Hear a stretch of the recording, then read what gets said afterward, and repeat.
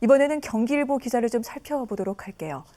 경기도가 광역버스 준공영제 확대하려던 계획이 올 스톱됐다. 이 약속을 어긴 정부에 뿔났다라는 제목의 기사입니다.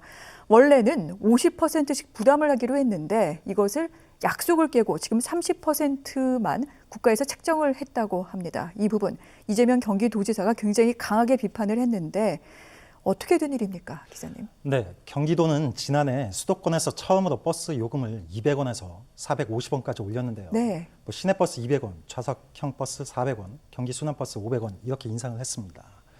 그런데 지난해 주 52시간제 시행으로 버스 업계에서 이제 경영 악화가 일어났고 인력난 등이 이제 논란이 되니까 경기도는 이제 선제적으로 경기도가 요금 인상을 할 필요가 있다고 이렇게 제의를 했고 경기도는 이에 따랐습니다.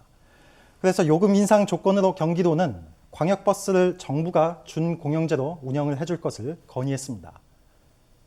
이게 국토부는 수용을 했고요. 그래서 국토부와 경기도는 예산을 각각 50%씩 분담을 하기로 하고 광역버스 준공영제 노선을 내년부터 15개에서 27개로 확대하기로 했습니다. 네. 하지만 경기도가 국회 심의 중인 내년 정부 예산안을 살펴보니까 준공영제 관련 국고 분담률이 30%에 그친다는 것입니다.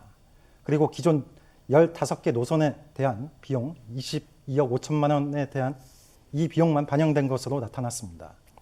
예산 심의 과정에서 기획재정부가 국비 분담률 50% 방안에 대해서 부정적인 것으로 그런 입장을 내비친 것으로 전해지고 있습니다. 그렇군요. 이래서 지금 경기도가 지금 강하게 반발하고 있는데 일단 걱정되는 부분, 벌써 이 요금이 올랐지요. 아울러 신설 노선 등등도 지금 어려워질 것 같습니다. 도민들에게 피해가 돌아올 수밖에 없지 않나 이런 생각이 드는데 어떤 피해가 발생하게 될 것이며 또한 이거 어떻게 해결해야 됩니까? 네, 도는 광역버스 총 244개가 이 노선이 있는데 이 가운데서 207개를 준공영제로 지금 운영을 하고 있습니다. 그런데 2025년 이때까지 244개 전체를 국가사무 준공영제로 전환한다는데 그런 목표를 갖고 있는데 경기도는 당장 내년에 총 사업비를 135억 원 가운데 94억 5천만 원을 부담해서 당초 50% 분담률일 때보다 27억 원을 더 투입을 해야 됩니다. 그래서 이 비용은 비교적 큰 액수가 아니게 보일 수가 있지만 2025년 244개 노선으로 늘어나면 매년 200억 원 이상의 그 예산을 투입해야 돼서 재정적으로 좀 힘들어집니다. 이에 경기도는 현재 준공영제를 운행 중인 노선은 계속 유지를 하면서 후속 작업은 지금 잠시 이어가기 힘들다는 입장인데요.